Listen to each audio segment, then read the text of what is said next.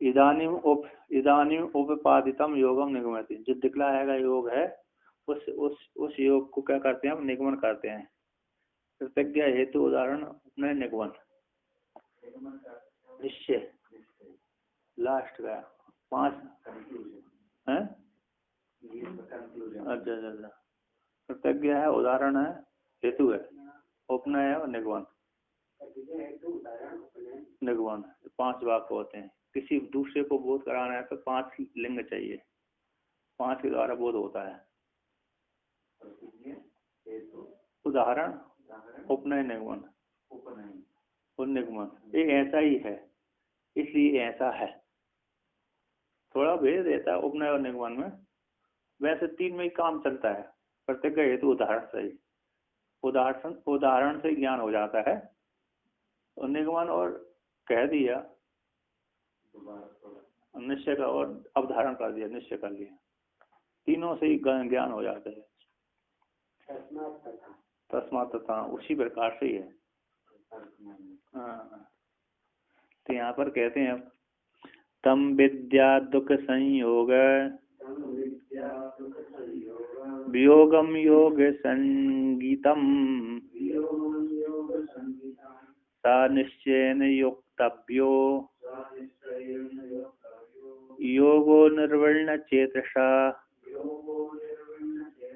कहते हैं तम ऐसे योग को, तम उसको जानो, दुख संयोग वियोग योग संगीतम, योग संज्ञा से योग नाम की जो संज्ञा कही गई, योग संगीतम ना है, योग संज्ञा जो कही गई है, ऐसे योग संज्ञा जो दुख संयोग और वियोग से युक्त है ना। दुखों के संयोग वियोग, संयोग का वियोग, दुखों का यहाँ पर संयोग, पहले संयोग था, अब जो उसका क्या हो गया वियोग हो गया। ऐसे उस योग को तुम जानो। जब तक हम आरंभ करे थे तब दुख हो रहा था, जब योग को हमने आरंभ किया तब दुख हुआ, क्योंकि मन बाहर जा रहा था विषयों को, है ना, उससे छोड़ना नहीं चाहता, तो कठिनाई हुई। फिर इसके पश्चात तो मन को हमने लगा दिया, क्या लगा दिया, आत्मा में लगा दिया, दीर्घकाल चिंतन करते करते आत्मा लग गया। ऐसे दुख के संयोग का जो वियोग होगा, ऐसे योग नाम से संज्ञा जिसकी पड़ गई, ऐसे योग को तुम जानो, तुम उस योग को जानो। विद्या सा निश्चय युक्तव्यो, सा निश्चित रूप से योग जानने के योग्य है। ऐसा योग है अनिर्वर्ण चेतसा, जिसका वैराग जगत से वैराग्य नहीं हुआ, जगत से वैराग हो गया है ना। निर्वर्ण यानी वैराग्य से युक्त है। और निर्वर्ण यानी होता है खिन्नता होती है, यहाँ पर क्या कर दिए निर्वर्ण, अनिर्वर्ण निर्वेद रहे थे, निर्वेद है ना, निर्वर्ण होता है निर्वेद वैराग्य। कहते हैं ऐसे वैराग्य से रहित चित्त के द्वारा और योग प्राप्त नहीं होता। वैराग्य से रहते चित्त के द्वारा योग प्राप्त नहीं होता। जब वैराग्य से युक्त रहेगा चित्त, ऐसे उसके द्वारा वह निश्चित रूप से योग जानने के योग्य है। जिसको वैराग्य नहीं है, जिसको वैराग्य नहीं है, उसके द्वारा तो योग नहीं जाना जा सकता। अब जिसको वैराग्य है उसी से ही वो योग रूप समाधि जानी जाती है ना। वैराग्य नहीं है तो विषयों का चिंतन करता रहेगा, और जब विषयों का चिंतन करेगा तो फिर कैसे आत्मा का चिंतन होगा। वैराग्य हेतु है, वैराग्य चाहिए। तो अनिर्वर्ण चेत के द्वारा वो योग प्राप्त नहीं हो सकता है ना। अतः निर्वर्ण चित्त के द्वारा ही वह निश्चय रूप से जानने के योग्य है, योक्तव्यो है ना, जानने के योग्य योग। तो कहते हैं शनै इत्यादि न यावत फिर विशेषण विशिष्टम आत्मा अवस्था विशेष यो योग उक्तस्तम दुख संयोग योगम दुखे संयोगो दुख संयोग तेन वियोगस्तम विपरीत लक्षणा योग संगीतम योगम इति एवं संज्ञा यस्य इति तम योग संगीतम विद्या जानियात। कहते हैं शनै उपरामित धीरे धीरे से उसको उपराम करे, मन को जगत से वैराग्य ला करके जगत से हटाए और आत्मा में लगा दे। और यावत यावत इत्यादि द्वारा, विशेषणों के द्वारा, जितना जितना अरे क्या होगा, वैराग्य होगा उतना, जितना जितना अरे अभ्यास करेंगे उतनी उतनी वो आत्म तत्व की प्राप्ति अनुभूति होती रहेगी और मन सूक्ष्म होता रहेगा। तो यावत यावत भैर विशेषणों के द्वारा विशिष्ट है आत्मावस्था, आत्मा में अवस्थित हो गया मन, आत्मावस्था विशेष जो योग है, आत्मा में मन को लगा दिया, चित्त को लगा दिया, अंतःकरण को लगा दिया, आत्मा अवस्था विशेष जो योग है, आत्मस्वरूप में स्थिति, निद्राम स्थिति, आत्मा अवस्था विशेष जो योग है, ब्रह्म हो गया जो योग है, वह उक्त जो कहा गया तम उसी को, ऐसे योग को दुख संयोग से वियोग, दुख के संयोग, जो पहले दुख का संयोग था ऐसे उसका वियोग हो गया, दुखों के संयोग, दुखों के द्वारा संयोग, दुख संयोग, दुखों के द्वारा संयोग होता है वो दुख संयोग, तेन उससे वियोग हो गया, दुख के संयोग से अब वियोग हो गया। उस तम ऐसे विपरीत लक्षण वाले योग संग, जिसकी विपरीत लक्षण है अर्थात दुखों का जिसमें अभाव हो गया, ऐसे योग, उस विपरीत लक्षणा के द्वारा योग संगीतम, योग नाम से जो कहा गया है ऐसा योग, योग संज्ञ है जिसकी निर्विशेष आत्मा की योग संज्ञा है, आत्म मन अंतःकरण को आत्मा में लगा दिया, ऐसी जो योग है, ऐसे इसका जिस संज्ञा है इसकी तम ऐसी योग को, योग नाम वाले उस योग को जिसमें आत्मा का कल्याण होता है, अंतःकरण को लगाया जाता है, अंतःकरण को आत्मा में लगा दिया, जीव आत्मा में एकीभूत हो जाता है, ऐसा जो योग है उस योग को तुम जानो। अतः जिस अंतःकरण के द्वारा आत्मा में जब मन अंतःकरण लग जाता है, मन एकाग्र हो जाता है आत्मा में, तो उस योग को प्राप्त कर लेता है, परमात्मा रूप जो योग है उसको प्राप्त कर लेता है।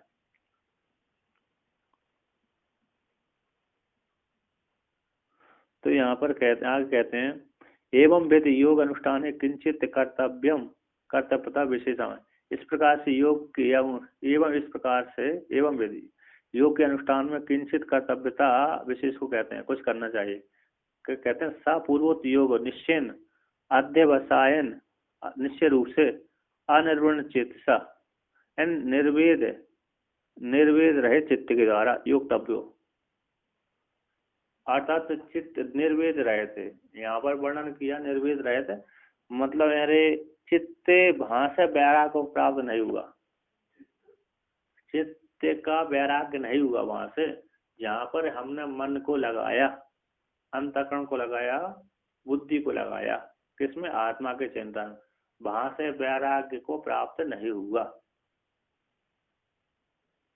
अर्थात जैसे अभी जगत से वैराग्य नहीं हुआ तो जगत में मन लगेगा, और जब जगत से वैराग्य होगा आत्मा में मन लगेगा, लग जाएगा, है ना। अब हम आत्मा का चिंतन कर रहे हैं, वहां से मन वैराग्य नहीं हुआ, आत्मा के उसी में लगा रहा है। निर्वण चेत वैराग्य से युक्त है, अनिर्वण चेत वहां के वैराग्य से रहे थे, यहाँ पर वर्णन कहे निर्वण चेतसा, यानी योग से वैराग्य नहीं हुआ उसको, यहाँ पर मन लगाया था ऐसे वहां से वैराग्य नहीं हुआ, ऐसे उस योग के द्वारा, उस चित्त के द्वारा वो जानने के योग्य है। अर्थात हमारा मन पहले कहाँ लग गया था, आत्मा में लगा दिया था, फिर वहां से वैराग, बाहर के जगत की वासनाओं में क्या हो जाता, राग हो जाता है, राग हुआ, बाहर की जगत की वासनाओं में राग हुआ तो वहां से वैराग हो जाता है। कहाँ से वैराग हो जाता है, योग से वैराग हो, जैसे कर्मों के प्रेरणा से व्यक्ति सुसुप्ति से जागृत अवस्था में जाता है, कर्मों के प्रेरणा से, हाँ इस योग मतलब परमात्मा है, आत्मा है, उसमें जो मन लग गया था, अंतर चित्त को लगा दिया था, अब वो पूर्व जन्मों की वासना से भावित होने के कारण, वासना प्रबल हो जाने के कारण वहां से मन के चित्त का हो जाता है, मन के हो जाता है, बाहर आ जाते हैं, अर्थात उस चिंतन को छोड़ देता है। तो कह दिया तो वहां से वैराग्य न हो, जब आत्मा का चिंतन कर रहे हैं वहां से वैराग्य न हो, लघु का वैराग्य आ गया तो यदि फिर लघु से वैराग्य आ गए फिर वो पढ़ाई नहीं होगी, उसके ग्रंथ नहीं खुलेंगे, संस्कृत नहीं आएगी, तो वैराग्य ना हो, उससे वैराग्य ना हो, जगत के विषयों से वैराग्य हो जाए किंतु उससे वैराग्य न हो।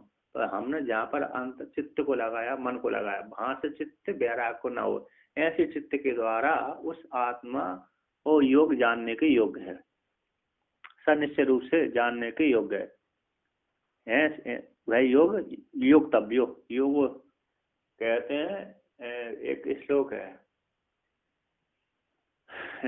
योगेन योगो ज्ञातव्यो, योग सूत्र में आया है, भाष्य में पंक्ति ये श्लोक है, योगेन योगो ज्ञातव्यो योगो योगात् प्रवर्तते या अप्रमत्ता योगस्तु स योगी रमते चरम, स योगे योगेन योग ज्ञातव्य योग योगात् प्रवर्तते या प्रमत्तस्थ योगेन स योगे रमते चरम, इस श्लोक है वहां पर। कहते योग के द्वारा योग को जाना है, योगेन योग ज्ञातव्य, योग के द्वारा योग जानने के योग्य है, योगो योगात् प्रवर्तते, योग से योग की प्रवृत्ति होती है। जो योग में प्रमाद नहीं करता वह चिरकाल तक योग में रमण करता रहता है। आता जैसे योग भी है ना, साधना हम कर रही हैं तो साधना करते करते करते अब कोई उसका आगे के मार्ग बदलाने वाले गुरु नहीं है, उपदेष्टा नहीं है, तो योग ही जो साधना ही हमारी क्या बन जाती है, गुरु बन जाती है। साधना ही गुरु का रूप धारण कर लेते, अथवा हमारे अंतःकरण में ऐसी वृत्ति बन जाती है जिससे हमारी शंका समाप्त हो जाती है, अथवा ईश्वर की प्रेरणा से वो वृत्ति बन जाती है, अथवा संयोगवश कोई ये सब वाक्य मिल जाता है अचानक, अथवा कोई आ जाता है अचानक, है ना, तो वो क्या हो जाता है, हमारी संशय की निवृत्ति हो जाती है, समाधि लग जाती है। तो यहाँ पर कहते हैं ऐसे ऐसे योग जो दुख का संयोग था पहले उसका वियोग हो गया, ऐसे योग संज्ञा जिसका नाम पहले पड़ गया, योग संज्ञा नाम से कहा गया, ऐसे योग को जानो।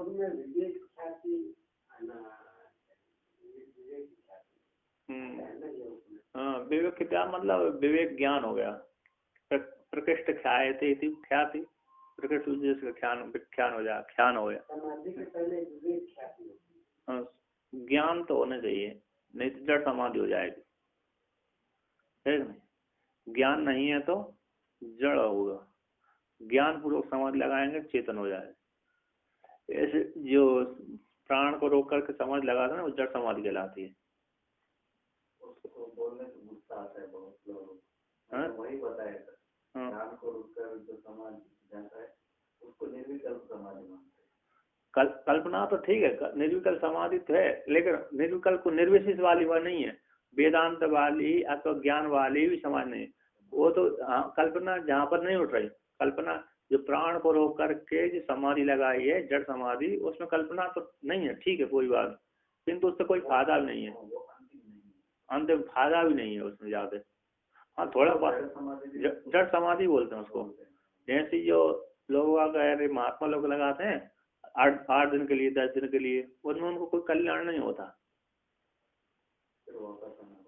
वापस तो आते ही हैं, ये भी वेदांत का चिंतन करने वाली वापस आ, किंतु उनमें कोई फायदा नहीं होता है, और उन्होंने एक क्रिया सिद्ध कर लेते हैं कि यहाँ पर प्राण ले जाने से रुक जाएंगे उतने काल तक, तो रुक लेते हैं, उसके 2-4 दिन नहीं निकालो तो मर जाते हैं फिर समाधि वाले, किंतु इसका ऐसा नहीं है।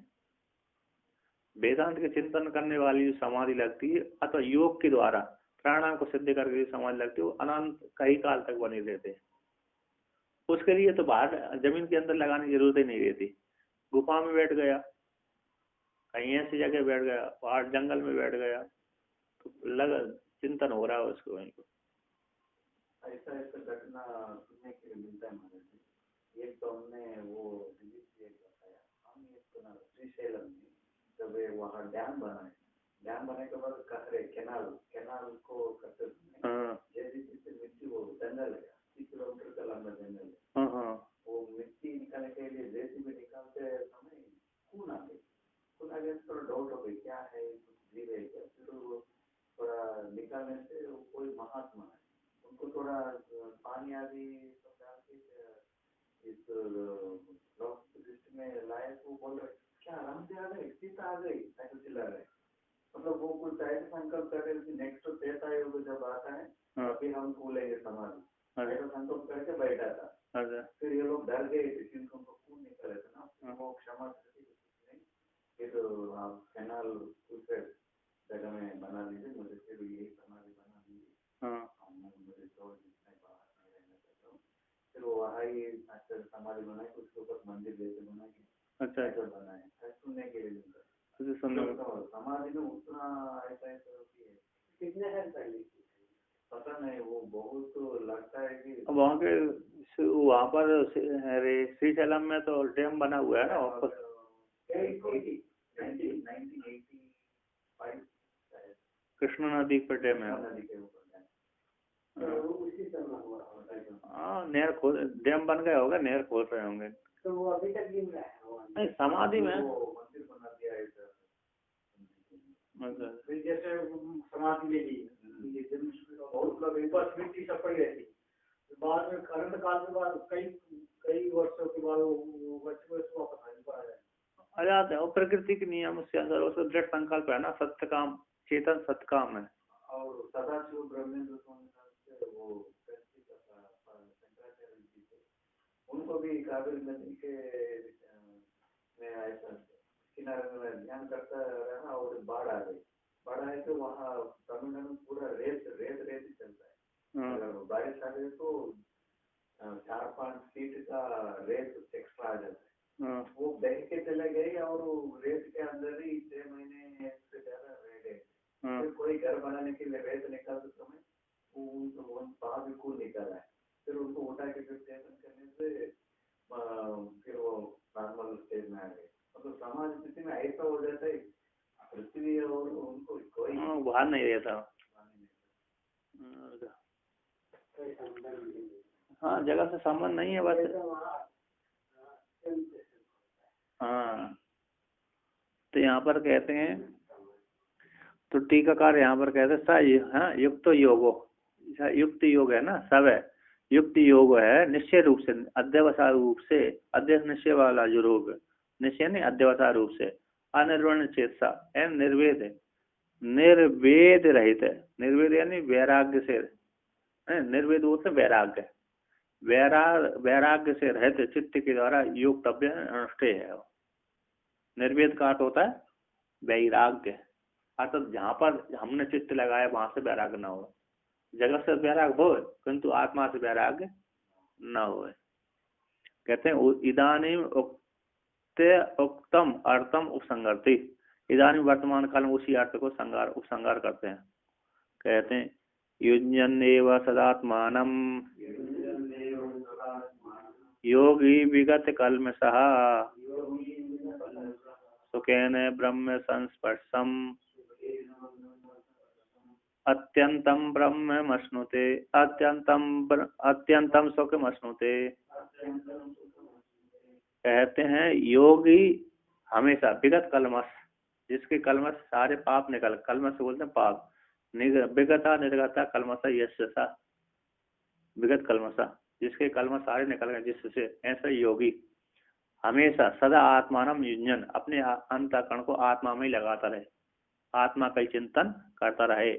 एवं इस प्रकार से जो ऐसे आत्मा का चिंतन करता है सुखेन ब्रह्म संस्पर्शम, कहते हैं सुख पूर्वक है, ब्रह्म संस्पर्श अत्यंतम सुखम अश्नुते, अत्यंत जो सुख है, निर्विशेष सुख है, ब्रह्म के साथ संस्पर्श हो गया जिसका, ब्रह्म जो सुख है, ब्रह्म के साथ संस्पर्श यानी आस्था अथवा एकाग्रता जिसमें हो गई, ब्रह्म के साथ एकीभूत हो गए, ऐसा जो सुख, ब्रह्म रूप जो सुख है, अत्यंत सबसे उत्कृष्ट सुख है, ऐसे सुख को प्राप्त कर लेता है। सुख से, सुख पूर्वक, सुख के द्वारा, सुख से चिंतन करता हुआ अपने आत्मा को ब्रह्म में लगाता हुआ, चेतन आत्मा जीवात्मा अपनी आत्मा को, मन को, चित्त को निर्विशेष आत्मा का चिंतन करते हुए अत्यंत उस निर्विशेष जो ब्रह्म सुख है उस सुख को वो प्राप्त कर लेता है।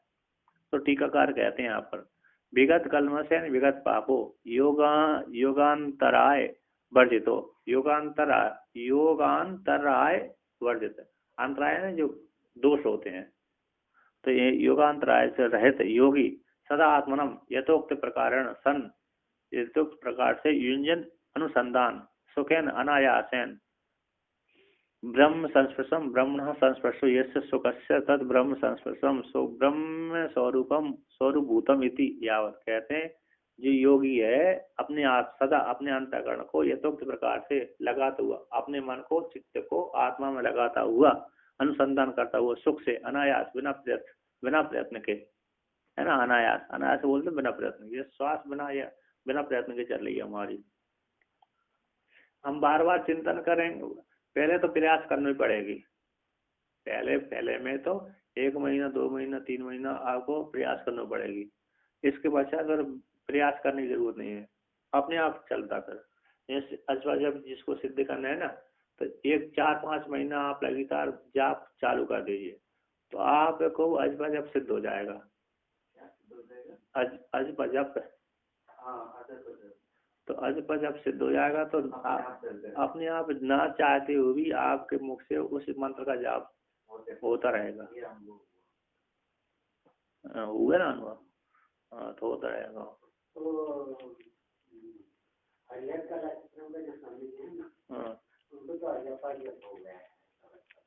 नहीं हो जाता है, लेकिन फिर छोड़ दिया तो अरे फिर नष्ट हो जाता है। मतलब अरे आपने दोबारा फिर चालू नहीं किया ना, उसकी अनुभूति 1 महीना तक चलेगी आपको।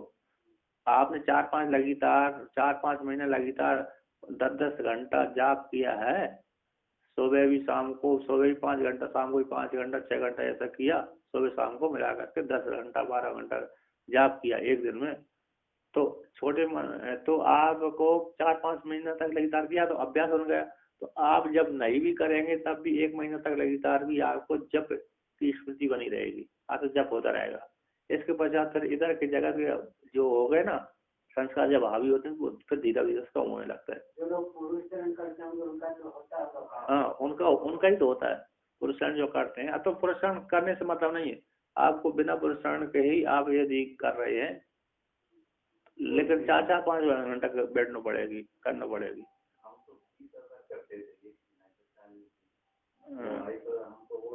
अभी भी वो ही मंत्र आ जाता है, अगर उस समय किया था वो आ जाता है। अभ्यास बैठा हुआ और तो उसी आते हैं अजब से हो जाता, तो उसी को यहाँ पर कहते हैं। तो अनायास बिना प्रयत्न के, है ना, तो बिना प्रयत्न के ब्रह्म संस्पर्श, ब्रह्मणा संस्पर्श हो, जैसे जिसको सुख, ऐसे सुख का, ऐसे जिसके सुख का ब्रह्म के साथ संबंध हो गया, तद ब्रह्म संस्पर्श। ऐसे सुख का जो सुख है, ऐसे सुख है जिस सुख का ब्रह्म के साथ संस्पर्श है, ऐसे उसको बोलते तद ब्रह्म संस्पर्श सुख। ऐसे ब्रह्म स्वरूपभूत को प्राप्त हो जाता, ब्रह्म स्वरूपभूत सुख को प्राप्त कर लेता है। कहते अत्यंतम आत्मनिस्वरम निरतिशय सुखम और स्मृति प्राप्त होती। अत्यंत जो विनस्वर से रहते, अत्यंत आत्मनिस्वर निरतिशय सुख है। कैसे? निरति, इससे बढ़कर कोई दूसरा है ही नहीं है, अतिशय है ही नहीं है इसमें, कोई ब्रह्म सुख में कोई भी अतिशय नहीं, निरतिशय है। ऐसे सुख को प्राप्त कर लेता है। तो कहते हैं यहाँ पे, कहते अनिर्वेदन क्रियमाण योग अभ्यास से फल पर्यंतो भवती इति दृष्टान्तम। कहते बिना वैराग्य से रहे, अनिर्वेद यानी जहाँ पर मन को लगाया वहां से वैराग्य नहीं है, ऐसी अनिर्वेद के द्वारा हमारे आत्मा से वैराग्य नहीं हुआ, अतः चिंतन करता रहा। तो अवैराग्य के द्वारा, वैराग्य से रहित के द्वारा क्रियमाण जो योग अभ्यास है वह फल पर्यंत वाला होता है। उसको दृष्टांत को लेकर कहते हैं, मांडू कारिका को कहते हैं यहाँ, उससे उदर यदवत कुशाग्रेण के बिंदुना मनसो निग्रह तद्वद भवेद परिखेदतः। तो कहते हैं उससे उदर यदवत कुशाग्रहण एक बिंदुना, कहते हैं टिटहरी अपने कुशाग्र एक बिंदु, कुशाग्र कुश के बराबर पतली, कुश के बराबर चौंच के दो, कुश के बराबर बूंद, कुश है ना, कुशाग्रहण एक बिंदु ना, कुश के द्वारा, अरे कुशाग्र बोलते हैं सूक्ष्म, सूक्ष्म एक चौंच के द्वारा एक एक बिंदु क्या दधी की क्या करती थी, दधी है समुद्र से एक एक बिंदु बाहर निकाल के फेंकती थी। आते समुद्र किनारे उसने अंडे दिए होंगे, टिट्टी हरी ने समुद्र किनारे अंडे दिए, उसको समुद्र ने भुआ लिए, ये लोग भुआ ले गए, पेड़ नीचे जमीन में, टिट्टी हरी जमीन में दे दिए। टिट्टी हरी बोल रहे, टिट्टी, हाँ टिट्टी हरी जो बोलते, टिट्टी हरी बोल रहे। ज्यादातर वो वृक्षों पर नहीं बैठती, वो जमीन पे याद रहती है। वृक्ष पर रहती, लेकिन टिटहरी जमीन पर रहती ज्यादातर, और जमीन में ही अंडे देती है, ऊपर नहीं, वृक्ष पर नहीं रहती, वृक्ष पे बैठती भी नहीं है ज्यादातर, और जमीन पर बैठी रहती है। तो उसके समुद्र किनारे उसने जमीन में अंडे दिए, नहीं उड़ती थे बहुत, लेकिन उसका स्वभाव है कि नहीं बैठती वृक्षों पर, नहीं ऊपर नहीं बैठती। किसी को मौत होना है तो वो समय उसी गाँव में आके हैदराबाद में चिल्लाते हैं, विश्वास है। तो वो है ना, तो वो समुद्र किनारे दिया, समुद्र किनारे अंडा दिए उसने, समुद्र एक लहर आ गई तो उबा ले गया, टिटहरी ने देखा मेरे अंडे समुद्र में उबा लिए, तो उसने सोची जब तक मैं इस समुद्र को नहीं सुखाऊंगी तब तक मेरे अंडे ये नहीं देगा। तो ऐसा निश्चय करके कहते हैं कुशाग्र एक बिंदु के द्वारा, सूक्ष्म कुश के समान सूक्ष्म ऐसी एक एक बिंदु के द्वारा वो उदधि से है ना, समुद्र से क्या कहते हैं, उससे एक एक बिंदु के द्वारा उस समुद्र से पानी ला देते और जमीन में बाहर फेंक देते। तो क्या कर देते, बाहर सुखाने के लिए, अंडे प्राप्त करने के लिए, और एक एक बूंद क्या करती थी, बाहर फेंकती समुद्र को, समुद्र से निकाल करके। कहते मन, तो जब उसने ऐसा दृढ़ अभ्यास कर लिया कि जब तक मैं इसको समुद्र को नहीं सुखाऊंगी तब तक ये मेरे को अंडे नहीं देगा, ऐसा दृढ़ निश्चय करके खेद से रहित होकर के उसने एक एक बिंदु लेती, चोंच में एक बिंदु भर देती और बाहर फेंक देती, एक फिर उड़ दी, फिर चोंच चोंच भरी, चोंच में पानी भरा और बाहर फेंका। तो कितना टिप गए, चोंच में थोड़ी सी आता है पानी है कि नहीं, तो एक एक बिंदु के द्वारा। तो उसने एक दिन से नहीं थक जाती तो सुस्ता देती थी, एक दिन बहका, 2 दिन बहका, एक दिन 10-20 महीना 2-4 महीना तक फेंकती रही, 1-2 महीना तक। उधर से नारद जी ने देखा,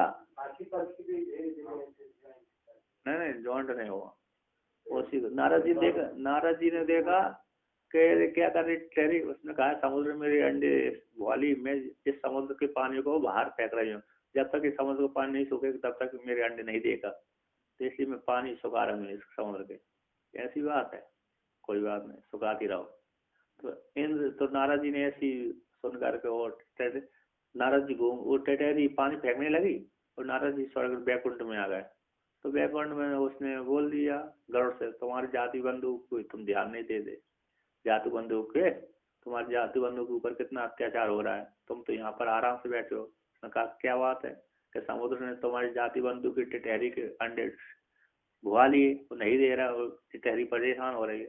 तो गरुड़ जी वहां से आए उड़ करके, समुद्र के ऊपर बड़े बड़े पंख फैला दिए, 2 थप्पड़ मारी समुद्र को, तो समुद्र डर गया, तो समुद्र ने अंडे दे दिए। कौन ने कहा ऐसा भी आता है कि पूरा पक्षी मंडल भी उनको सहायता करने के लिए आए थे, वो सब देख के फिर गरुड़ जी भी आए, फिर नारद जी जाके बोले थे, फाइनल में गरुड़ जी आके ऐसा किया। तो नारद जी ने गरुड़ को भेजा था, तो गरुड़ आया, बड़े बड़े पंखे फैला के समुद्र को दिए, झापड़े 2-2 पंखे। अब समुद्र गरुड़ पक्षी बहुत बड़े, हाथी को उठा के लेके जाते हो, तो कई हाथी को उठा ले जाते इतने बड़े। तो जब उसके पंखों की मार से समुद्र डर गया, तो उसने अंडे दे दिए टिटहरी के, तो उसको अंडे प्राप्त हो गए। उसके प्रवास तो मतलब उसने धैर्य इतने धैर्य रखा कि उसको वैराग्य नहीं हुआ, अंडे प्राप्त करने की दृढ़ निश्चय करके वो समुद्र का पानी सुखाने लगी, तो वैराग्य उसको नहीं हुआ। उसी प्रकार से यहाँ पर क्या तद्वत, उसी प्रकार यहाँ पर खेद से रहित होकर जैसे उसने समुद्र के पानी एक एक बूंद से पानी का, समुद्र से एक एक बूंद बाहर फेंकती थी, समुद्र से एक एक बूंद चोंच भर करके बाहर फेंकती थी समुद्र को सुखाने के लिए खेद से रहित होकर, उसी प्रकार मन सो निग्रह तद्वत, उसी प्रकार खेद से रहित होकर के मन का निग्रह करना चाहिए। नहीं आज मन एकाग्र नहीं हुआ, छोड़ो, मन एकाग्र हो ही नहीं रहा, 1 महीना हो गया, 2 महीना हो, 3 महीना हो गया, एकाग्र हुआ ही नहीं मन, आत्मा की प्राप्ति हुई नहीं है। 10 अरे बाबा बनते बनते बनते 10 साल 20 साल हो गए, अभी तक भगवान ने दर्शन दिए है नहीं। बाबा बनते बनते कितने हो गए, 10 साल 20 साल हो गए, अभी तक भगवान ने दर्शन नहीं दिए। चलो छोड़ो, अब भजन भजन क्या करें, बैराग हो गया। तो ऐसा बैराग ना हो, खेद ना हो, आज इस बार नहीं हुआ तो अगली बार होगा, 10 वर्ष में नहीं हुआ 20 वर्ष में होगा, आगे 20 वर्ष आगे फिर प्रयत्न करें, है ना। तो प्रयत्न हमारा करना, कर्तव्य है प्रयत्न करना। अभी नहीं, आज नहीं ये तो 10 कल दे देंगे, कल नहीं तो परसों, आज नहीं एक आध हुआ तो कल हो जाएगा, कल नहीं परसों हो जाएगा, हो जाएगा, होगा जरूर। इसी के ऊपर और एक कथा आता है नारद जी का। कोई दो लोग तपस्या कर रहे थे, कोई एक भयंकर योगी थे, दोनों ही योगी थे, दोनों ही ब्राह्मण थे, एक इस वृक्ष के ऊपर पास बैठा था, एक दूसरे वृक्ष के पास, दोनों तालाब गए। तो दोनों ने पूछा नारद जी कहाँ से आ रहे हो, क्या बैकुंठ लोक से आ रहे हो, आ रहे हैं हम। तो बैकुंठ आप कब जाओगे बैकुंठ, कि जाएंगे अभी, अरे जाएंगे तो विष्णु भगवान से पूछ लेना कि हमको दर्शन कब देंगे। और दोनों ने पूछ लिया कब देंगे कब देंगे। तो विष्णु भगवान गए, विष्णु भगवान के पास में गए वो नारद जी ने बोल दिया, नारद जी ने खबर दे दी कि तुम्हारे भक्त, आपके भक्त तो पूछ रहे थे कब दर्शन दोगे। तो नारद जी से कह दिया एक का तो जब तक एक के दर्शन देंगे जब वो उसके पत्ते गिर जाएंगे, कि जो भी पत्ते हैं उतने वर्षों बाद, हाँ तो उतने जन्मों तक है, तो वर्षों तक ऐसा ही दो उतने वर्षों तक बोल दिया, कई वर्षों 10,000 20,000 वर्ष से साधना कर रहे थे वो, तो इतने जन्मों तक वो दर्शन देंगे। एक को बोलते दूसरे को कोई 100-200 वर्ष, तो ऐसे बोल दिया, कम बोला। तो जिसको ज्यादा बोला था तो लौट के आया, नारद जी से कहा, नारद जी ने कहा बताइए, पूछा। तो विष्णु भगवान ने कहा क्या कहा हमारे लिए। तो एक जिसको कम बतलाया उसने कहा इतने दिन इतने वर्षों बाद देंगे, पत्ते जो झड़ जाएंगे उतने वर्षों बाद देंगे। और दूसरे कह दिया तुम्हारे इतने जन्म और होंगे तब दर्शन देंगे।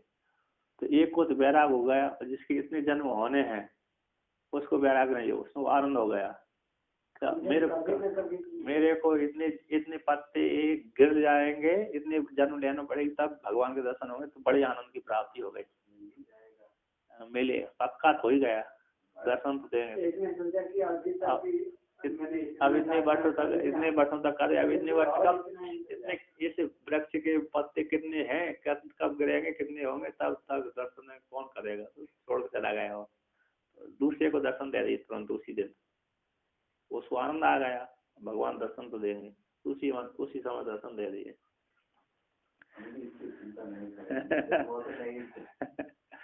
तो यहाँ पर कहते हैं कुशाग्रेण उद्धृतेन एकेन विद्युना क्रियमाणा उदधिर उस्येका। ऐसा कुशाग्र के द्वारा, कुश के अग्रभाग के द्वारा है, कुश का जो अग्रभाग है, कुश का है ना, कुश हो ना, कुशा का जो अग्रभाग उसके द्वारा एक उसके कुशाग्र के द्वारा, कुश के अग्रभाग के द्वारा उद्धृत एक बिंदु के द्वारा। जैसे कुश के एक भाग में कितने बिंदु आए, एक बिंदु आए, उसके बाद चोंच में अभी एक ही बिंदु आती है, 1-2 बिंदु आएगी। नीचे करी चोंच तो पानी गिर जाता है, अंदर लेगा तो कोई बात नहीं, लेकिन नीचे करी तो फिर चोंच में कौआ बराबर, कौआ बराबर होता, हाँ इतना आ जाएगा। तो कहते हैं कुशाग्र के एक बिंदु के द्वारा क्रियमाण उदधिर उस्येका, तो उदधि का उस्सेक किया, सिंचन कर देते, बाहर फेंक देते। कहते हैं उद्धृत्य वही सेचना, वहां से भरकर चोंच में भर करके वही सेचना परिखेद अभावी सती यदवत कालांतरे भवेद एवं तन मनुष्यो निग्रह भी श्रम रायतन क्रियमाण कालांतरे सिद्धेता। कहते हैं उद्धृत वहां से भर करके भय सेचना, समुद्र से जल भरती थी और बाहर फेंकती थी, सेचन करती थी। परिखेद के अभाव, खेद का अभाव हो गया, खेद नहीं था उसको, है ना। कहते परिखेद के अभाव होने पर यदवत कालांतर में, इस अभी खत्म, इस तो मैंने इतना तो फेंक दिया, इतना और फेंकना बाकी है, इतना तो मैंने समुद्र का जल सुखाई दिया, इतना और बाकी है, ऐसा खेद है ना, और फेंक दूंगी थोड़ी दिन में, तो उसको खेद नहीं हुआ, वैराग्य नहीं हुआ। तो खेद से रहे तो वैराग्य से रहे तो करके जिस प्रकार से उसने लगी था अपना पुरुषार्थ करती रही, उसी प्रकार तद्वार मन भी निग्रह भी, उस बार मन भी कैसा होगा, निग्रह कर लेना चाहिए। निग्रह अगर खेद से रहे करके श्रम राहित्य रहकर, श्रम के राहित्य से युक्त होकर के निग्रह भी क्रियमाण कालांतर सिद्ध, इस बार नहीं हुआ है ना, मन को निग्रह भी उसी प्रकार कर लेना चाहिए, खेद से रहे तो कर। इस बार इस जन्म में मन एकाग्र नहीं हुआ, अगले जन्म हो जाएगा, अगले जन्म में तो दूसरे जन्म हो जाएगा, होगा कभी ना कभी तो होगा ही। तो कहते हैं इदम तो टिट्टी हो टिट्टिव उपाख्यान मनसी निधाय उक्तम। कहते हैं इस प्रकार से जो टिट्टिव उपाख्यान है, टिट हरि का उपाख्यान मन में धारण करके उन्होंने कहा। मांडुकारिका है ये, मांडुकारिका के श्लोक है ये। हाँ, तो यहाँ पर कहते हैं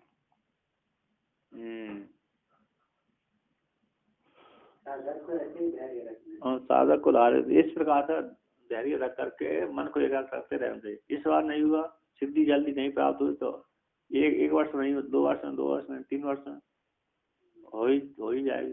प्रयत्न करते रहेंगे, पुरुषार्थ से करते रहेंगे तो हो जाएगी। पुरुषार्थ छोड़ दिया तो नहीं होगी, पुरुषार्थ छोड़ दिया तो नहीं होगी। तो आप कहते हैं न केवलम अयम अर्थ गीतायाम अभिधा किंतु मैत्रेयणी शाखायाम अभेदा। कहते केवल यह अर्थ गीता में ही अकेला नहीं कहेगा, है ना। इसका अर्थ मन को, ये तो मांडुकारिका का है और लोक में उपाख्यान है, लोक सिद्धि है। टिटहरी का जो उपाख्यान है लोक प्रसिद्ध है, किसी ग्रंथ में नहीं आया होगा, लोक प्रसिद्ध है, लौकिक कहानी का, उपनिषद में नहीं है इसका। उपाख्यान है ये, कहीं का लोक प्रसिद्ध रहा। गीत उपनिषद में भी आया होगा तो किसी कहीं आया, श्रुति ऐसी मिलती नहीं है उसका। हाँ, लोक कथा होती है और का पौराणिक कथा है, पौराणिक लोक प्रसिद्ध लोक।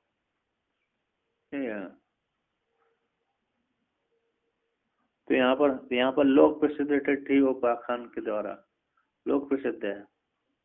तो यहाँ पर कहते हैं गीता में भी कहा गया, कहते केवल यह अर्थ है गीता में अकेले नहीं कहा गया, मैत्रायणी शाखा में भी उपनिषद में कहा गया, मैत्रायणी की शाखा में कहा गया। कहते हैं बृहदेरतस्य राजर्षे शाकायन्यो मुनिष्कम् प्राह मैत्राख्य शाखायाम समाद्युक्ति ही पुरातनम। कहते हैं बृहद रथस्य राजर्षि, राजर्षि मतलब राजा क्षत्रियों में श्रेष्ठ रहा, मतलब ऋषि संज्ञा उसकी होगी, बहुत धार्मिक पुण्य करता था। तो बृहद्रथ नाम का जो राजर्षि है, उस राजर्षि के लिए शाकान्य मुनि ने, शाकान्य नाम वाले मुनि है ना, शाकान्य नाम के जो मुनि हैं, ऐसे मुनि ने उस बृहद्रथ राजा के लिए सुख का उपदेश किया। मैत्रायणी शाखायाम समाधि युक्ति पुरस्सरम। कहते हैं मैत्रायणी शाखा में शाकान्य नाम के मुनि ने बृहद्रथ नाम के राजा को समाधि युक्ति पूर्वक पुरस्सरन पूर्वक जो निर्विशेष स्वरूप सुख का उपदेश किया। कहते बृहद्रथ से मैत्रायणी नाम के, कहते मैत्रायणीय नाम के यजु शाखा वेदी शाकायन्य नाम कश्चित् ऋषि स्वशिष्यत्वेन उपपन्नस्य बृहद्रथाख्यस्य राजर्षेर् ब्रह्म सुखम समाधि अभिधान पूर्वकम यथा भक्ति तया उक्तवान। कहते मैत्रायणी नाम के जो यजुर्वेद की शाखा वेद है, ऐसी शाखा वेद में शाकायन नाम के एक कोई ऋषि हुई है। ऐसे उस ऋषि ने अपने शिष्यत्व से जो प्राप्त हुआ था, बृहद्रथाख्य नाम का जो राजा था, वो शिष्य रूप से आया था उनके पास में। ऐसे शिष्य रूप से उपन्न उस राजा के लिए ब्रह्म सुख को समाधि अभिधान पूर्वक, यथा जिस प्रकार समाधि, जिस प्रकार ब्रह्म सुख की पूर्ति होती है, प्राणायाम निध्यासन आदि पूर्वक सम्यक आदिति थी समाधि प्राणायाम सिद्ध आसन आदि लेकर के सारे साधनों को संपन्न करके बता करके समाधि पूर्वक अभिधान पूर्वक समाधि के कथन पूर्वक उसको, है ना, क्या किया, निर्विशेष ब्रह्म स्वरूप आनंद का उपदेश किया। कहते यथा भक्ति तया उक्तवान, उनके द्वारा उसी प्रकार से, ऋषि के द्वारा उसी प्रकार से उसको राजा को उपदेश किया। जिस प्रकार समाधि सिद्धि हो जाती है, जिस प्रकार से स्वरूप की सिद्धि हो जाती है, उसी प्रकार के मार्ग के द्वारा उन्होंने उस ब्रह्म स्वरूप परमात्मा का वह उपदेश किया। तो यहाँ पर कहते हैं केन प्रकारेण उक्तवान इतिहासंका तत् प्रतिपादकांश तदीयान मंत्रान पठति। किस प्रकार से वो समाधि की प्राप्ति होती है, इंद्रिय विषय समाधि प्राप्ति किस प्रकार से होती है। कहते हैं तत्प्रतिपादन का, वो समाधि के प्रतिपादन करने वाले उन्हीं मंत्रों को पढ़ते हैं। यहाँ पर कहते हैं यतः निरिंदनो वह्निः स्वयोनापुपशाम्यति ततः वृत्तिक्षया चित्तम् स्वयोनापुपशाम्यति। कहते हैं जैसे अग्नि ईंधन से रहित होकर के अपनी योनि कारण में ही शाम में हो जाती, लीन हो जाती है। ऐसे अग्नि को जब जलाए, जब तक ईंधन थे तब तक प्रज्वलित होती रहती थी, प्रज्वलित भाई जब ईंधन सारे समाप्त हो गए, अतः भस्मीभूत हो गए, तो अग्नि भी कैसी हो जाती है, अपनी योनि में यानी कारण में लीन हो जाती है। तो ऐसा जिस प्रकार से अग्नि अपने कारण में लीन हो जाती है, कहते हैं सो योनि सो कारण में, सूक्ष्म तेज में, है ना, सूक्ष्म तेज में लीन हो जाती है। तथा उसी प्रकार से व्रत तेज, तो तेज अग्नि है ना, अग्नि तो दिख ही रही है, उसका जो सो तेज है, मूल कारण है, मूल अपंचीकृत पंचमहाभूत का जो तेज है ना, तत्तेज वास्य जाता, अपंचीकरण जो कारण है, अपंचीकृत जो तेज है उसमें लीन हो जाती है, अपने कारण में लीन हो जाती है।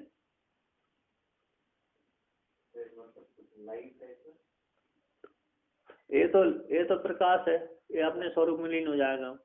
जैसे अग्नि है, लाइट पंचीकृत तो हमको सामने दिख ही रहा है, अपंचीकृत हमारी इंद्रिय को विषय नहीं बनता, अपंचीकृत तेज, लेकिन उसका वर्णन किया लोहित, छांदोपनिषद में आया लोहित रक्त वर्ण, लोहित वर्ण वाला है तेज का जो वर्णन है, लोहित लोहित लोहित वर्ण वाला है, लोहित रोहित लोहित रक्त जैसा, उसका सूर्य का तेज है 3 है, अग्नि का काला है, अन्य का काला है, जल का श्वेत है, और तेज का जो है रूप है रोहित है, रोहित रख रहा हूँ, रोहित वाला।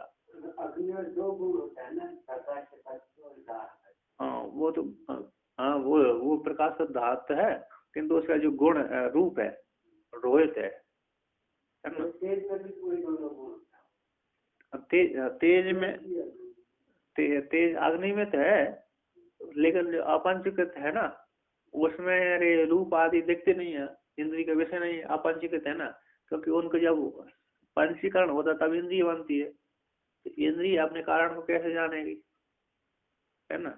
तो जो तेज, जो सूक्ष्म तेज होता है, सूक्ष्म तेज इंद्रिय का विषय वो नहीं है, ईश्वर का विषय बनता है, ईश्वर ने सब सृष्टि करी, अभी उसका विषय होता है, और फिर उसने संकल्प कर दिया तो पंचीकरण हो गया। और जो सूक्ष्म तेज होता है उसको श्रुति ने रोहित वर्ण को वर्णन किया, तभी उसी से रूप आया है। सबसे पहले रूप किससे आया, तेज से आया, वायु में तो रूप है ही नहीं है, अग्नि से आया, तेज से आया, सूक्ष्म तेज, अपंचीकृत पंच महाभूत जो तेज, उसमें ये अग्नि लीन हो जाती, जो लौकिक अग्नि है ना उसी तेज में लीन हो जाती है। जैसे बुझ गई अग्नि, शांत हो गई, कहाँ जाएगी, उसी तेज सूक्ष्म तेज में लीन हो गई। उसका कहते हैं ततः वृत्ति क्षया चित्तम स्वयोनि उपसाम, जो उसी वृत्ति क्षय हो जाने से चित्त अपनी योनि कारण में लीन हो जाता है। तो टीकाकार यहाँ पर कहते हैं जैसे निरंजन दग्ध काष्ठे बन ही स्वयोनम स्व कारण तेजो मात्र उपशाम्यति ज्वाला आदि रूपम विशेष आकार परित्यज्य तेजो मात्र रूपे यथा अवतिष्ठते तथा तेन एक प्रकार चित्तम अंतः करणम अपि वृत्ति क्षयाद निरोध समाधि अभ्यासेन राजस आदि सकल वृत्ति नाशात स्व कारणे सत्य मात्र उपशाम्यति सत्य मात्र अवशेषम भवति इत्यादि। जैसे अग्नि, जैसे निरंजन अग्नि है, दग्ध काष्ठ है ना, दग्ध काष्ठ है जो जलाने के योग्य काष्ठ थे, वो उस बन्नी ने जला दिए। निरंजन जो अग्नि है दग्ध काष्ठ बन्नी है, यानी काष्ठों को दग्ध कर दिया, काष्ठ है लकड़ी को दग्ध कर दी, ऐसी जो बन्नी है वह बन्नी स्वयोनि यानी स्व कारण में तेज मात्र रूप से तेज मात्र में उपसाम्यति स्व कारण में तेज मात्र में क्या हो जाती है, साम हो जाती, लीन हो जाती है। यानी ज्वाला आदि कार जो ज्वाला आदि रूप था वो विशेष आकार था, उसको त्याग करके तेज मात्र रूप में अवस्थित हो जाती है। कहते यथा भवती, यथा जिस रूप से तेज मात्र रूप में यथा इस प्रकार से अपृष्ट हो जाता है, अवस्थित हो जाती है, अपने कारण में लीन हो जाती है। अथवा जैसे अग्नि जला दिया, अग्नि जलाने के बाद लकड़ी सारी जल गई, तो मात्र कैसी है, कोयला जैसी बनी रहती हो, जो कोयला में अग्नि ढकती रहती है, देख नहीं रहती, फिर उसमें लपटे आदि चिंगारी आदि कुछ नहीं निकलती, कोयला में से आग जलती हुई सी रहती है कि नहीं। होली के दिन ना, हाँ होली दान करते हैं काष्ठ, हाँ सुबह लोग जाते हैं उसके ऊपर चलते हैं, फिर उनमें क्यों लोग नहीं जाते? कौन जलते क्यों नहीं जलते हैं? नहीं चलते जाते हैं, नहीं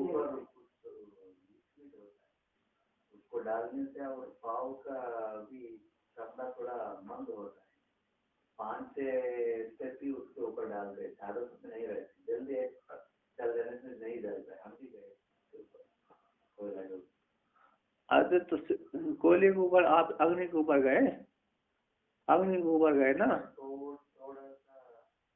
हाँ अचानक नहीं जल पाया ना, मोटी खाल थी, पैर की खाल मोटी रहती है, अब मोटी अचानक एकाएक जलती तो है, क्यों नहीं जलेगी?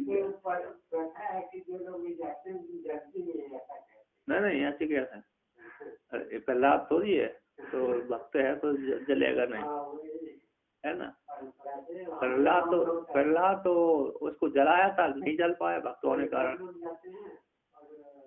एक कम से कम आधे घंटा बैठ खड़े रहे देखने और जलेंगे कि नहीं जलेंगे।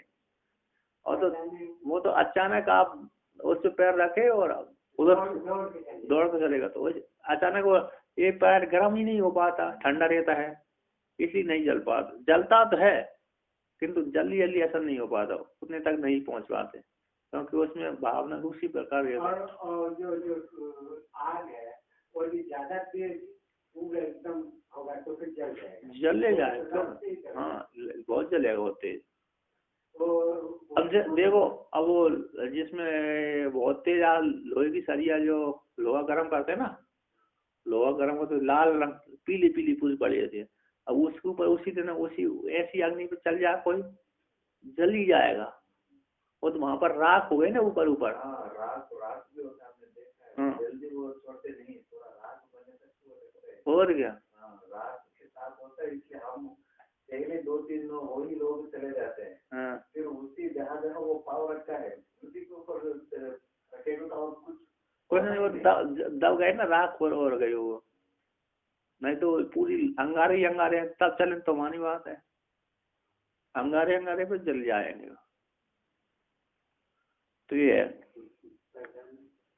तो कहते हैं अब देखते अपने तेज मात्र से अवस्थित हो जाता है। उसी प्रकार से चित्त में जो अंतःकरण विधि वृत्ति की क्षय ज्ञान से निरोध समाधि के अभ्यास से, निरोध समाधि के अभ्यास से चित्त जब शांत हो गया, तो राजस आदि जो सकल वृत्ति थी, राजस आदि रजोगुण वाली तमोगुण वाली जो वृत्ति थी, सारी वृत्ति की नाश हो जाने से स्व कारण में सत्य मात्र रूप से शाम हो जाता है, सत्य मात्र से अवस्थित चित्त हो जाता है, सत्य मात्र रूप से अवशेष भक्ति। नीचे की टीका में इसको दिया है, ठीक है, नीचे वाली टीका में कहते स्व योनौ, अपनी योनि में है, स्व कारण में सूक्ष्म तेज में लीन हो जाता है। स्वयं का तो स्व कारण में, स्व कारण कौन है उसका, सूक्ष्म तेज है, अपंचीकृत पंच महाभूत है। कहते हैं स्वयनौ यानी स्व कारण, स्वयं का स्व कारण में अपंचीकृत पंच महाभूत सत्व प्रधान अंश पंचक इत्यादि। कहते हैं स्व कारण है अपंचीकृत पंच जो महाभूत है ना, पंचीकरण नहीं हुए ऐसे पंच महाभूत है, सत्व प्रधान अंश, जो सत्व प्रधान अंश मात्र है उसमें लीन हो जाता है चित्त, उसमें चित्त क्या हो जाता है, लीन हो जाता है। जैसे उसमें जो अग्नि है, अग्नि अपने सूक्ष्म जो तेज है अपंचीकृत है उसमें लीन हो जाता है, सूक्ष्म तेज में। उसी प्रकार सत्व गुण, सत्व जो गुण है चित्त है, चित्त सत्व होता है, तो जब शुद्ध हो गया चित्त और सात्विक अंश है सत्व गुण है उसमें लीन हो जाता है चित्त, उसका चित्त हो जाता है। सत्य प्रधान अंश अंश पंचक में, अंश पंचक वाले में उस चित्त लीन हो जाता है। इस प्रकार से वर्णन किया है क्या? तो अरे कहते हैं थोड़ा, कहते ततः किम आया, उससे क्या प्राप्त हुआ? तो कहते हैं स्वयोन बुपशांत मनसः सत्य कामिनः इंद्रियार्थ विमूढ़स्य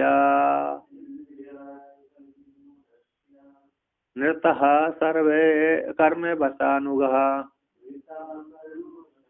कहते हैं अब स्वयोनि में शांत मन है, सत्य कामिना, सत्य की इच्छा करने वाला जो मन है अपनी योनि में शांत हो जाता है। ऐसे सत्य कामने वाले मन का, सत्य कामना वाले वक्त स्वयोनि में शांत होने, अपनी मूल कारण में जब शांत हो गए ऐसे मन, उस मन से सत्य कामना, सत्य की कामना करने वाला मन का, सत्य की कामना करने वाला यानी आत्मा की कामना करने वाला, आत्मा का चिंतन करने वाला, आत्मा में रमण करने वाले चित्त अंतकरण का, मन का इंद्रियार्थ विमूढ़ा, यदि कर्म कहते कर्म के अधीन होकर के, कर्म बस के अनु होकर के जब आत्मा को चिंतन करता था, आत्मा का आत्मा में लगा हुआ था, कभी कभी प्रारब्ध के बस के वेग के अनुसार यदि बाहर आ गया, कहाँ गया?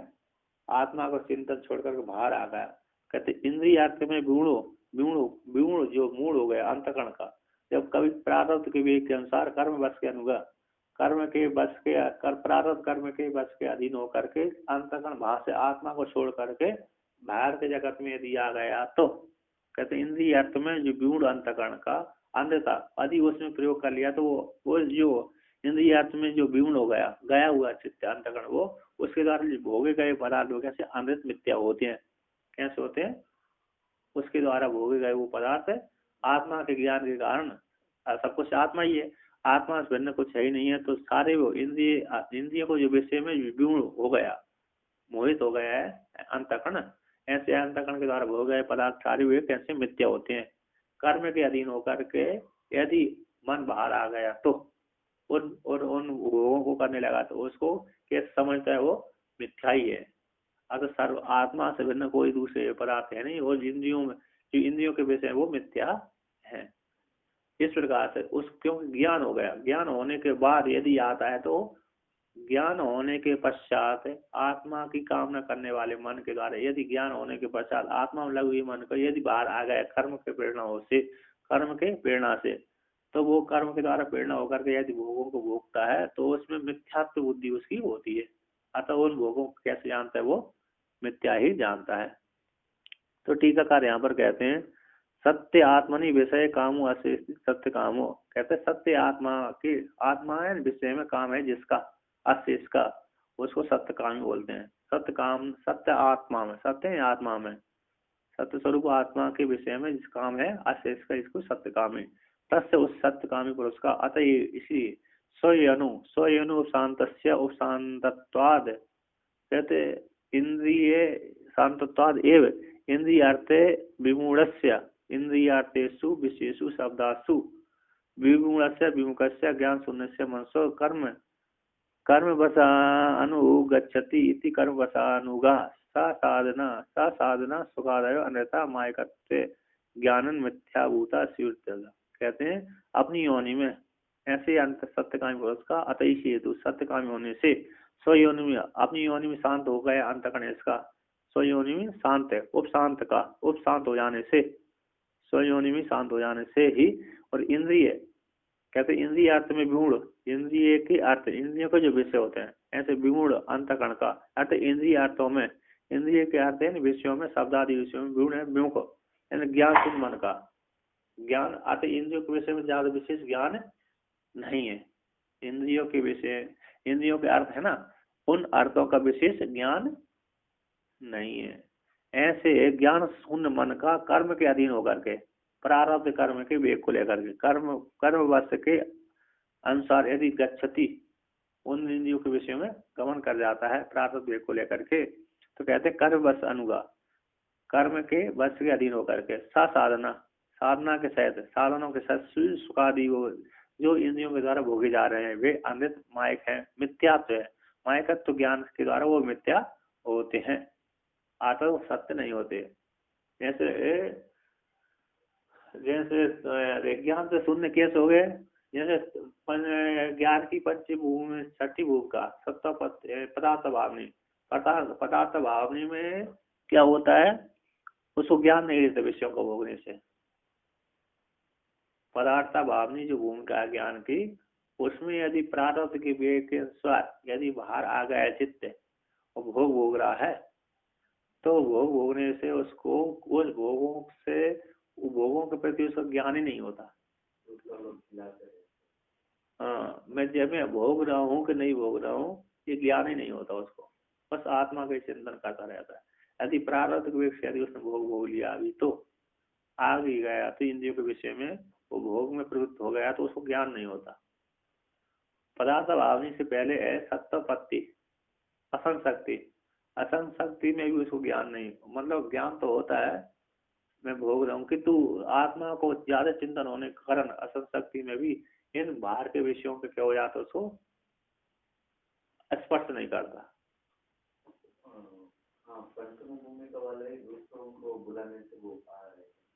पंचभूमिका वाला क्या होता है, असंशक्ति होती है। सत्तापत्ति तो चौथी भूमिका में जाती है, चौथी भूमिका सत्ता, पंचभूमिका में सत्ता असंशक्ति, अर्थात सारे विषयों से बैराग हो जाता है उसका, उसी में ज्ञान हो जाता है। पांच भूमिका में असंप्रज्ञात समाधि सिद्ध हो जाती है। तो वहां पर भी व्यक्ति को विशेष विशेष विशेष ज्ञान जो है ना, इंद्रियों ज्ञान वो नहीं होता, सामान्य आत्मा का ज्ञान पक्का हो जाता है। इसलिए उसको यदि विषयों प्राप्त के अनुसार यदि भोगता भी है तो उसको असर नहीं होता, इंद्रियों के विषय का असर नहीं होता। तो वो सुखादि ज्ञान अन्य जानता है, मायकत्व ज्ञान के द्वारा वो कैसा जानता है, मिथ्याभूता होता है इस प्रकार से। अब यहाँ पर कहते हैं ननु चित्त उपशांत जगन मिथ्यात्व भवति इति एतद् अनुपन्नम तद उपादानकत्व अभावात् तस्य इत्याशंका। यहाँ पर कहते हैं चित्त की उपशांति हो जाने पर जगत मिथ्या भवति, चित्त के शांत हो जाने पर जगत कैसे हो जाता है, मिथ्या हो जाता है। इति एतद् उत्पन्न नहीं हुआ, तद उपादान, तद उसको उपादानकत्व का अभाव होने से, है ना, उसका उपादानकत्व उपादान कारण का अभाव होने से, तस उसको उसका उस कारण का अभाव हो गया। कहते हैं तो एतद् अनुपन्नम, चित्त के शांत हो जाने पर जगत मिथ्या हो जाए, एतद् ठीक उपन्न नहीं होता, अनुपन्न है। क्यों, तद उसका वो उपादानकत्व का अभाव होने से, उपादान का अभाव, वो चित्त तो जगत को उपादान है ही नहीं है, कारण है ही नहीं है, तो जगत नष्ट कैसा होगा। यदि जगत का उपादान कारण चित्त होता तो चित्त के शांत हो जाने पर जगत विनाश हो जाता, किंतु जगत का उपादान कारण चित्त नहीं है। तो इसी तद उस जगत का उपादान का अभाव होने से तस् उस जगत का मिथ्या कैसा होगा, इतिहास को लेकर कहते हैं यहाँ पर चित्तमेव ही संसारस्य तत् प्रयत्नेन शोधीयते यच्चित्तस्तन्मयो मर्त्यो गुह्यमेतत् सनातनम। कहते हैं हियन, क्योंकि चित्त ही संसार है, चित्त ही संसार है, इसलिए तत् उसको प्रयत्न पूर्वक चित्त को शोधन करना चाहिए। कहते चित्त यह चित्तमयो चित्तस्तन्मयो मर्त्य, जो मर्त्य जीव है ना, चित्त मन होकर के, ये जो चित्त है उस चित्त के अधीन होकर के वो ही संस्करण करता है। जीव जो देह उपलक्षित देह में रहने वाला देह है, जीव आदि जब चित्त के साथ तारा संबंध हो जाते हैं तो चित्त जिसको गृहित करता है उसी के साथ तन्मय हो जाता है। जिन पुत्र आदियों के विषय में गृहित करता है, जिसके साथ संबंध, पुत्र आदि के साथ संबंध कर लिया चित्त ने, तो पुत्र आदियों को विकार हो गया, बुखार आदि हो गए, बीमारी हो गई, पत्नी आदि को बुखार बीमार आदि हो गए, तो उनके दुख से ये भी दुखी हो जाता है। तो इसलिए उनके दुखी होने से ये भी दुखी हो जाती है। चित्तमय ही, चित्त ही संसार कहता है, संसार का कारण नहीं होने पर चित्त ही है। तो गुह्यम एतम सनातन, एक गूढ़ रहस्य है, ये कहते हैं सनातन है, एक गूढ़ रहस्य है कि चित्त ही संसार होता है। भगवान भास्कर ने इसके ऊपर एक श्लोक चित्तम चित्ति जानिया तकार रहितो यदा तकारो विषयाद्यासो जपा रागो यथामणो।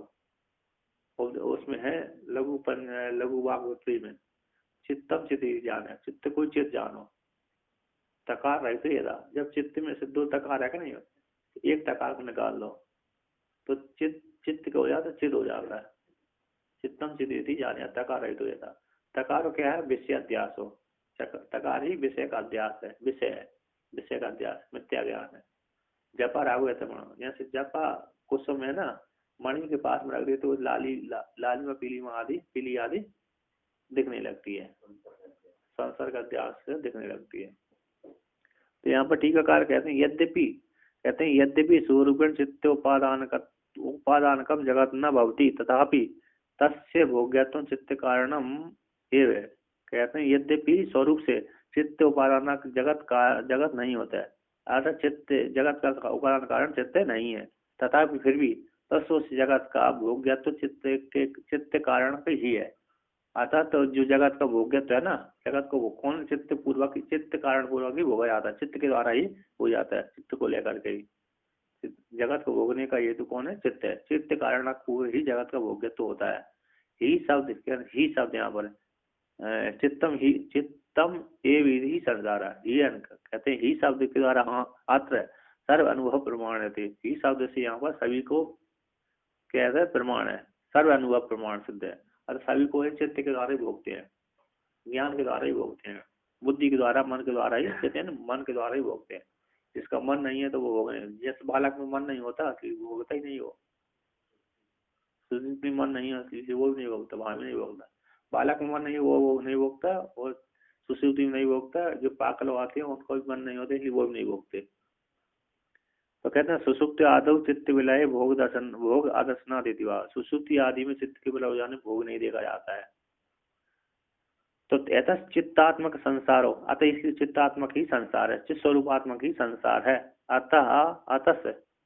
अतस्तम एव प्रयत्न अभ्यास वैराग्य आदि लक्षण शोधित रस तमोरायतेन एकाग्रम कुर्यात्। कहते हैं अतः इसलिए चित्तात्मक संसार होने के कारण चित्त को ही प्रयत्न के द्वारा, प्राणायाम आदि के द्वारा, अभ्यास वैराग्य आदि के द्वारा, वैराग्य आदि लक्षण के द्वारा शोधित रजोगुण और तमो गुण से रहत्य करके एकाग्रम कुर्यात्, आत्मा में एकाग्र कर लगा दे। रजोगुण और तमोगुण से रहत कर दे उसको, चित्त को सत्वगुण प्रदान कर दे। जब सत्वगुण प्रदान होगा तो संसार नष्ट हो जाएगा। कहते हैं ननु आत्मनो विमुक्त आत्मा एवं शोधनीयम न चित्तम इति। आत्मा की विमुक्ति के मोक्ष के लिए आत्मा ही शोधन करना चाहिए, ना कि चित्त को शोधन करना चाहिए। इतिहास को लेकर यह चित्त था कि जो चित्त है वो जो मर्त है, जीव है ना, वो चित्तमय हो जाता है, तन्मय हो जाता है। यह चित्त है तन्मय होकर के मर्त जीव दुखी सुखी दुखी हो जाता है। चित्त के अधीन होकर के जीव सुखी दुखी होता है। चित्त के अधीन नहीं है जीव तो सुखी दुखी भी नहीं होता। गुह्यम एतम सनातनम। कहते हैं मर्ते नहीं तो उपलक्षण ध्येय मात्र का, मर्ते नहीं उपलक्षण ध्येय मात्र। मर्त कौन होता है, ध्येय होता है, उसके भीतर चेतन आत्मा नहीं मरता। मरने वाला कौन होता है, शरीर होता है हमारा, है ना। इसके शरीर के भीतर जो विद्यमान है वो तो नहीं मरता, किंतु इसके शरीर को लेकर के उसको मर्त बोल देते हैं, जीवात्मा को मर्त बोल देते हैं। कहते हैं जो देही है, शरीर के भीतर रहने वाला जो देही परमात्मा देही है, जीवात्मा है वह, यह चित्तो। कहते हैं जो चित्त है, यस्मिन पुत्रा, जिस चित्त में पुत्रादु विषय चित्तवान भवति स तन्मय तदात्मक स एव तत्साकल्य वैकल्योर आत्मनि एव समारोपणाद एत सनातनम अनादि सनातनम इदम अनादि सिद्धम गुह्यम रहस्यम। कहते हैं जो देह है, जीवात्मा है, वह एक चित्त, जो चित्त है, जो चित्त जिस पुत्र आदि विषय में चित्तवान होता है, पुत्र आदि को विषय को लेकर चित्त चिंतित करता है, चिंतन करता है, चित्त वाला होता है। ये मेरा पुत्र, ये मेरी पत्नी है, ये भाई बंधु है ना। इस प्रकार से जो चित्तवान होता है, चेतनवान होता है, ज्ञानवान होता है, भवति सा तन्मय उन उपाधि वाला हो जाता है, उन ज्ञान वाला हो जाता है, तदात्मक हो जाता है। तदात्मक होने के कारण ही तत्साकल्य वैकल्य के द्वारा उनमें यदि ये मेरा बहुत परिवार है, ये परिवार में एक बीमार हो गया तो मैं बीमार हो गया, मेरे को बड़ा कष्ट हो रहा है। क्यों कष्ट हो रहा है ना। पुत्र को बीमार हो रहा है तो इसकी बीमारी लग जाती है, पिता को बीमारी चिंता हो जाती है, कैसा पैसा भी खर्च होंगे, परेशानी होगी, है कि नहीं। होती कि नहीं होती? भाई एक तो पैसा भी खर्च होंगे, मुश्किल से पैसे कमा रहे हैं, और दूसरा परेशानी भी होगी। 1 साल 2 साल तो बच्चे हैं तो रोने से तो परेशानी करनी। हाँ कोई ठीक है तो सकते पहले 1 2 हाँ, फिर बाद में फिर बीमारी लग जाती, फिर वो समस्या। पता भी नहीं चलता उनको क्या हो रहा है। हाँ, बीमारी लगने पर जो बीमार आदमी को हॉस्पिटल लेने वाले ही रोगी जैसे हो गया। और जितना बेकार हो तो अस्पताल में जाएगा, बहुत समस्या हो। 5 किलो कम हो गया हमारा दीदी का बच्चा, तो 1 साल हमारे घर में तो वो रो के, और मेरा परसेंटेज भी वो 1 साल 10th के बाद 11th में पूरा कम हो गए। हाँ, उस समय हमको अनुभव हो गया कितना लोग परेशानी हो सकते हैं। तो कहते हैं उसके सकल विकल से आत्मा में आरोपण समारोपण हो जाने से ये तो सनातन इदम अनादि सिद्ध है, गुह्य रहस्य, गोपनीय रहस्य। उनके सकलता और विकलता से, उनके एकाग्रता से, उनके इकट्ठे से मैं पुष्ट हो गया, उनमें कम हो गया तो मैं विकल हो गया, नष्ट हो गया इत्यादि। अपने आत्मा उनके सकल विकल्प ने उनके नष्ट हो जाने से, बढ़ने और घटने से, उनकी वृद्धि से आत्मा में आरोपण कर लेता है। मन में आरोपण कर लेने से तो ये वो सुखी दुखी हो जाता है, उनके सुख दुख को अपने में आरोपण कर लेता है। कितने पुत्र आदि के सुख दुखी को, पुत्र आदि में जो सुख दुख हो रहा है ना, वो सुख दुख को अपने में आरोपण कर लेता है, अपने में आरोपण कर ले सुख दुखी स्वयं हो जाता है। तो ये सनातन है अनादि सिद्ध गुह्य रहस्य। एतत् कुतो भवति, एतत् उक्तम भक्ति, ये होता है। कहते हैं स्वभावतः शुद्ध से आत्मनो, स्वभावतः शुद्ध से आत्मनो यतस्य चित्त संपर्काद एवं संसारित्वम ध्यायति व लीलायति श्रुति। कहते हैं स्वभाव से ही शुद्ध आत्मा का यतः स्वभाव से आत्मा कैसे शुद्ध है, अतः इसी चित्त के संपर्क से स्वभाव से जो शुद्ध आत्मा संसारित्व को प्राप्त हो जाती है। चित्त के संपर्क, जब चित्त का संसर्ग नहीं है तो आत्मा संसारित नहीं हो। तो श्रुति कहते ध्यायति ले जाती है, मन ध्यान करता हुआ, मन चेष्टा कर दो। आत्मा ना तो ध्यान करता ना चेष्टा करता है, उपाधि को लेकर ध्यान करता है, उसे उपाधि से रहित होकर उपाधि को लेकर चेष्टा कर रहा है। चित्त के संसर्ग से ही कहो संसारित है, चित्त का संसर्ग नहीं है तो संसारित उसका नहीं है। अतः इसलिए चित्त से शोधने आत्मा संसार निवृत्ति, इसलिए चित्त का शोधन से आत्मा का संसार की निवृत्ति हो जाती है। इस प्रकार से वर्णन किया।